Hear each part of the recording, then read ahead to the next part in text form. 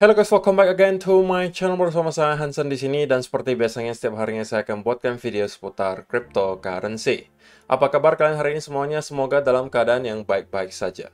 Di video hari ini teman-teman kita bakalan membahas ada beberapa data terbaru yang menurut saya sangat menunjukkan indikasi yang positif untuk market. Yang kedua juga kita bakalan melihat apa yang sedang terjadi ke Bitcoin secara price action dalam 24 jam terakhir, dan kira-kira apa yang bisa kita expect untuk beberapa waktu mendatang. Kalau misalnya kalian tertarik tentang semua itu, stay tune terus sampai akhir video. Kita sekarang langsung aja mulai dari CoinMarketCap terlebih dahulu. Per hari ini secara global market cap crypto berada di angka 1,2 triliun dolar atau turun sekitar 0,3%. Nah, di top 10 coin sendiri sebenarnya keadaannya mix, bagian ada hijau, ada juga yang merah. Dan yang menjadi top performer hari ini adalah Dogecoin, teman-teman, dengan kenaikan 1,9% menuju 0,071 dolar. So, itu adalah outlook sementara dari beberapa top coin yang ada. Sekarang kita langsung aja masuk ke data dan berita terbaru hari ini. Yang pertama, teman-teman, ini sebagai reminder saja untuk kalian bahwa akun Twitter salah satu founders Uniswap itu sedang terkena hack. Jadi akun bernama Hayden.eth di sini yang mempunyai 254.000 followers itu sedang kena hack, dan kalian jangan sampai tertipu jika ada post mengenai giveaway atau apapun itu yang menyediakan link juga untuk kalian klik. Jangan sampai kalian klik. Oke, saya nggak mau ada dari viewer saya yang menjadi korban di sini, dan ini sudah langsung dikonfirmasi oleh account Uniswap Labs bahwa akunnya Hayden Zedams di sini @HaydenZedams itu sedang dihack. Jadi jangan klik link apapun, tidak ada giveaway, airdrop, ataupun bounty. The protocol has not been hacked or exploited. We will let you know when the issue is resolved. Jadi protokolnya sendiri, Uniswap sendiri itu tidak kehack, cuman yang kehack adalah akun dari founders si Uniswap di Twitter. Jadi jangan sampai kalian tertipu. Sekali lagi ini mengingatkan ke kita bahwa ketika ada sesuatu yang menurut kalian menarik dan menyediakan link, kalian harus double check terlebih dahulu, teman-teman. Apakah link tersebut aman? Apakah memang benar event tersebut lagi terjadi? Sebelum kalian benar-benar ngeklik link tersebut. Karena, teman-teman, saya sudah pernah beberapa kali menjadi korban. Dan kalian bisa tanpa sadar gitu memberikan akses aset kalian ke para hacker dengan hanya bisa aja ngeklik sebuah link atau membuka sebuah file. Jadi karena ini semuanya digital, teman-teman, kalian harus aware dengan resiko-resiko tersebut. Jangan sampai kalian ngasal klik link baik di handphone maupun komputer kalian. Keduanya sama-sama berbahaya. Terlebih lagi apabila komputer dan handphone tersebut menyimpan banyak sekali aset kripto kalian. Please, kalau misalnya mau klik link apapun, atau misalnya mau mengkonekkan wallet kalian ke website manapun, dicek dulu berulang kali bahwa website tersebut aman, link tersebut aman sebelum kalian klik. Karena hanya dengan satu klik saja, kalian tuh bisa kehilangan semua aset kalian. Makanya itu juga biasanya saya sering kasih tahu ke teman-teman bahwa kalau misalnya aset kalian memang lumayan banyak, please didiversifikasi ke beberapa tempat. Jangan sampai kalian malas untuk menyebar ke beberapa tempat dan kemudian terjadi sesuatu yang tidak diinginkan dan kalian kehilangan semua aset kalian. Oke, jadi ini yang pertama, jangan sampai kalian tertipu tweet dari account si founders Uniswap tersebut di Twitter. Oke. Nah, kemudian yang kedua, ini adalah data, teman-teman.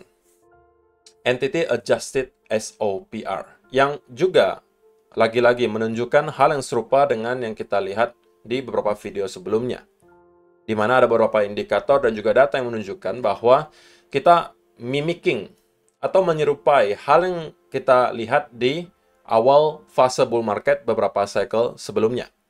Lagi-lagi ada data yang satu ini bernama Entity Adjusted SOPR yang menunjukkan bahwa setiap kali kita masuk ke fase kapitulasi, itu banyak sekali perpindahan koin dalam keadaan loss, teman-teman.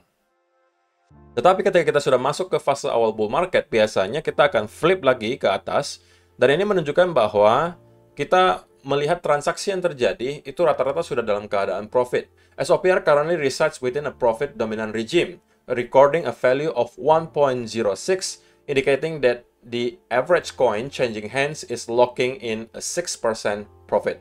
This has similar characteristic to both the 2016 and 2019 periods. Jadi ini mempunyai kesamaan dengan apa yang kita lihat di tahun 2016 ketika pada saat itu uptrend, dan 2019 ketika kita sudah masuk juga ke awal fase bull market dan mengalami sideways sebelum pada akhirnya kita kembali mengalami rally ke atas. Dan kali ini kita juga mengulangi hal yang sama setelah kita berbulan-bulan itu berada di area bawah di sini. Oke, jadi ada lagi satu data yang menunjukkan bahwa probability-nya cukup besar kita sudah berada di awal fase bull market. Cuma pertanyaannya apakah kita masih akan sideways berbulan-bulan di sini ataukah kita akan langsung mengalami uptrend atau pergerakan yang parabolik dari sekarang. Oke. Dan kemudian juga analisa dari Willy Woo, di mana dia mengatakan bahwa early signs that Bitcoin consolidation is nearing completion. Future demand is currently moving the market. This demand has been climbing against sideways price action. This is bullish. Volatility dynamics also signaling a larger move is probable. Jadi artinya apa teman-teman? Bahwa dia menyampaikan menurut dia harusnya dalam waktu yang dekat kita sudah bisa melihat Bitcoin menyelesaikan fase konsolidasinya di sini dan akan kemudian membuat pergerakan yang besar. Dan untuk sekarang si Willy Woo pribadi karena ada semacam uptick di sini atau pergerakan naik dari indikator namanya Fundamental Strength Indicator atau disingkat FSI di sini, dia menyampaikan bahwa ini adalah cenderung sinyal bullish. Ketika ini naik dan harga cenderung sideways, menurut Willy Woo itu harusnya merupakan indikasi bullish. Ya, saya pribadi juga udah sering menyampaikan ke teman-teman bahwa saya secara midterm masih tetap akan bullish di Bitcoin. Dan yang kita lihat di sini hanya semacam konsolidasi. Oke, jadi saya kurang lebih mempunyai pendapat atau opini yang sama dengan Willy Woo di sini. Nah, kemudian berita baik datang dari negara kita tercinta bahwa Bapepti akhirnya resmi mendirikan bursa kripto di Indonesia. Jadi ini mungkin bisa menjadi salah satu solusi untuk teman-teman yang selalu mempunyai semacam skeptisme gitu. Rasa skeptis terhadap berbagai exchange di luar dan bertanya, kok kalau misalnya exchange ini aman nggak? Exchange ini aman nggak? Ini aman, ini aman, ini aman. Nah, kalau misalnya kalian maunya yang super aman, tentunya harusnya yang terregulasi gitu. Nah, apalagi kalian di Indonesia, kalian carilah yang modelnya seperti ini, yang sudah didirikan oleh Bapepti. Dan namanya adalah PT Bursa Komoditi Nusantara. Oke, jadi nanti kalau misalnya teman-teman memang mempunyai trust issue gitu ya terhadap beberapa exchange dan takut terjadi sesuatu yang juga menyerupai dengan yang terjadi di FTX, maka mungkin ini bisa menjadi salah satu solusi karena harusnya ini resmi didirikan oleh pemerintah Indonesia dan ini akan mempunyai regulasi yang jelas. So, dari segi keamanan juga harusnya bakalan lebih terjamin. Ya, jadi ini tentunya juga merupakan berita baik untuk kita-kita yang merupakan di Indonesia karena kita sekali lagi membuka jalur baru bagi orang-orang yang kemungkinan kemarin ogah gitu ya untuk masuk ke kripto karena mungkin takut ke exchange karena mungkin menekan berita-berita seputaran FTX yang collapse dan juga ada beberapa exchange yang kemarin sempat bermasalah dan lain sebagainya. Kali ini harusnya mempunyai sebuah tempat untuk bisa melakukan investasi kripto karena ini langsung dibentuk oleh Bapepti. Sehingga sekali lagi akan ada muncul pasti investor-investor baru yang kemarin skeptis dan kali ini sudah bisa masuk. Sehingga banyak investor baru yang masuk, otomatis itu juga berpengaruh baik ke harga kripto kita. Karena berarti demand akan juga kembali meningkat. Oke, jadi itu adalah beberapa data dan berita hari ini teman-teman yang pengen saya sampaikan untuk kalian. So, apa yang sedang terjadi ke Bitcoin secara price action? Sebenarnya tidak banyak yang berubah teman-teman. Bitcoin sampai hari ini pun masih struggling gitu, masih struggling untuk dapat jebol di bawah area range di sini. Oke, berkali-kali kita mencoba. Namun belum berhasil untuk benar-benar breakout. Ya walaupun kalau misalnya kalian perhatikan di sini Bitcoin juga kesulitan untuk mendapatkan momentum ke atas gitu. Setelah kemarin sebenarnya kita itu mendapatkan semacam breakout Oke. Dan saya sampaikan ini mungkin bisa menjadi peluang buy setup untuk teman-teman dan menargetkan ke sekitaran area minimal 30.600. Ya, apa mau dikata, kita memang mengalami rally ke atas tapi tidak sampai ke area yang kita targetkan. Itu namanya trading, teman-teman. Kadang ada loss, kadang ada break even, kadang ada profit. Tetapi karena di sini Bitcoin cenderung sideways banget, solusinya gimana kok? Saya mau dapatkan cuan tapi Bitcoin tuh nggak gerak-gerak. Ya, simpelnya adalah teman-teman mungkin bisa trading di aset kelas lain seperti forex atau misalnya stocks atau misalnya komoditi dan lain sebagainya, atau trading di altcoin gitu kan, karena altcoin pergerakannya justru lebih baik daripada Bitcoin, walaupun tidak semua, tapi ada yang beberapa yang melakukan pergerakan yang cukup oke dan menghasilkan setup. Dan saya pribadi sekarang punya posisi itu rata-rata justru di altcoin, teman-teman, nggak ada di Bitcoin untuk sementara, karena bagi saya ya, saya malas gitu untuk trading dalam keadaan yang sideways. Walaupun sesekali saya akan mencoba scalping, tapi itu hanya untuk short term. Saya lebih prefer kalau day trade, kalau agak swing, itu saya ngambilnya di altcoin aja. Karena potensi untuk kenaikan juga mungkin lebih besar, karena masih ada banyak sekali altcoin yang tidak bergerak sama sekali dalam beberapa bulan terakhir. Pada saat justru Bitcoin sudah mengalami rally mungkin 50-60%, banyak sekali altcoin yang masih tertahan di harga yang cukup murah, teman-teman. Dan rata-rata sebenarnya menghasilkan sebuah setup. Dan kalau misalnya kalian tertarik gitu untuk mencoba trading altcoin dengan semacam leverage yang lumayan besar, di sini sampai 25x, itu kalian bisa coba trading di Fairdesk. Ini juga platform yang saya pakai untuk trading juga, karena di sini pertama, teman-teman, saya tidak menemukan adanya anomali di chart. Artinya tidak ada stop hunter di sini. Tidak ada candlestick yang aneh-aneh yang sengaja dibuat untuk meliquid orang-orang. Itu saya senengin. Kedua, leverage-nya juga termasuk lumayan besar. Yang ketiga, fee-nya juga termasuk murah. Yang keempat, teman-teman juga bisa mengikuti copy trade dari saya kalau misalnya tertarik dengan page copy trade yang ada di Fairdesk. Kalau misalkan tertarik untuk mencoba trading di Fairdesk, link pendaftarannya sudah ada di kolom description box di bawah. Kalau misalnya kalian mendaftar dengan link saya, maka kalian akan otomatis menjadi salah satu VIP di Fairdesk, dan kalian akan mendapatkan diskon untuk trading fee. Jadi why not, teman-teman? Kalau misalnya tertarik, langsung aja klik link yang ada di kolom description box di bawah untuk mendaftar. So, what's next kok? Apa yang harus kita lakukan di Bitcoin? Saya pribadi untuk sekarang tidak akan melakukan apapun, karena seperti yang sudah saya sampaikan, saya lebih prefer untuk sekarang cari setup di altcoin, justru karena Bitcoin akan sangat sulit untuk di trade dalam keadaan seperti ini. Saya lebih prefer untuk melihat dia breakout ke salah satu area dulu, sebelum pada akhirnya saya akan mungkin mencari posisi atau setup lagi di Bitcoin. Walaupun tidak wajib ya, teman-teman, tidak wajib kita selalu harus di Bitcoin, karena kadang di altcoin itu justru provide setup dengan RR yang jauh lebih besar.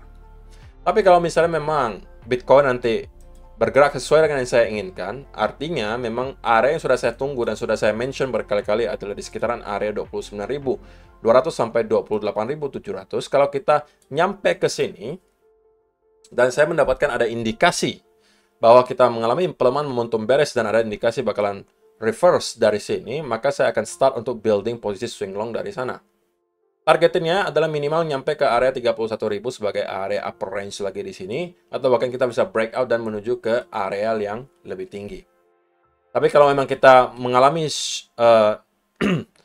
dump yang cukup dalam, kemudian volumenya sangat tinggi, katakanlah modelnya seperti ini, dan kita tidak mendapatkan ada tanda sama sekali untuk pelemahan momentum bearish tersebut, maka saya mungkin akan mikir-mikir untuk masuk dari sini, dan mungkin bisa menunggu di area yang lebih rendah. Saya pengennya, prefernya adalah dia menurun dalam keadaan yang korektif. Walaupun saya udah katakan, saya kemungkinan akan membuka posisi apapun yang terjadi di sini.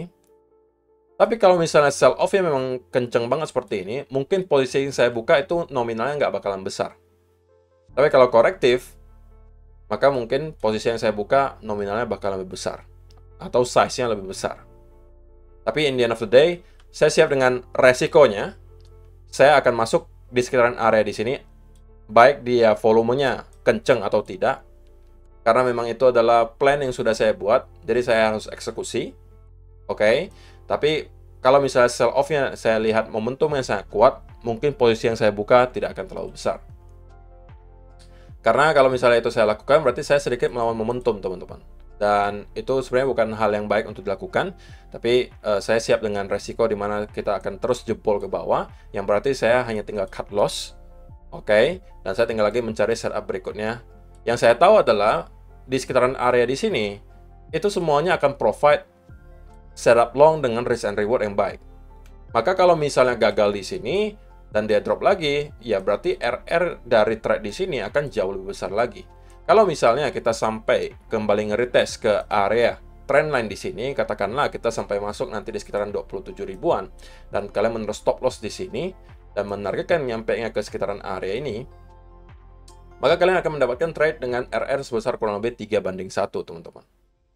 Oke, kalau kalian yang konservatif banget, kalian bisa menggeser stop loss-nya misalnya di sini, ini mempertinggi lagi risk and reward ratio-nya menjadi 4,5 sampai 5:1. Jadi itu adalah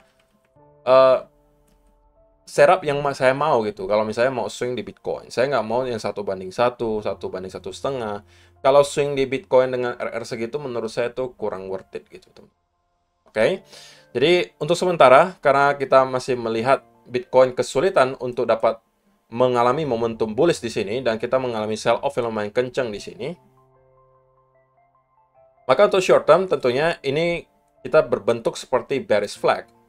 Dan saya akan lebih cenderung short term bearish, minimal kita akan nyampe ke sekitaran area 29.500 lagi di sini.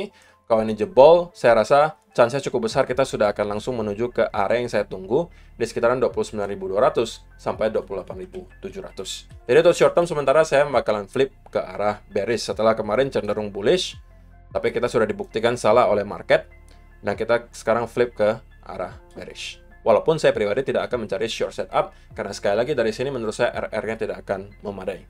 Oke? So, saya rasa itu aja yang perlu saya sampaikan di video hari ini. Terima kasih untuk teman-teman yang sudah menonton sampai selesai. See you in the next video. Bye-bye.